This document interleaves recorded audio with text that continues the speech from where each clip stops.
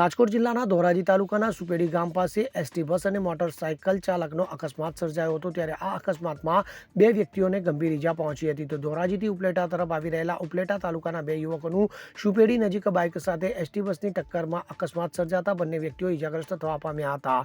તો આ અકસ્માતની જાણ થતાં નેશનલ હાઈવે ઓથોરિટીની મેડિકલ ટીમ દોડી આવી હતી, જે બાદ હાઈવે ઓથોરિટી ટીમની એમ્બ્યુલન્સ દ્વારા ઈજાગ્રસ્તોને ઉપલેટા સારવાર અર્થે ખસેડવામાં આવ્યા હતા।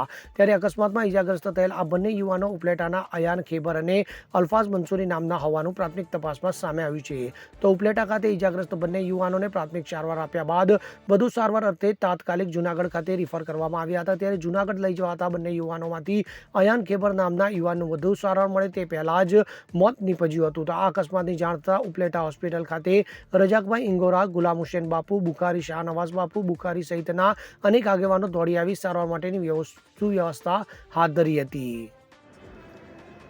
બ્યુરો રિપોર્ટ, ખબર ગુજરાત લાઈવ।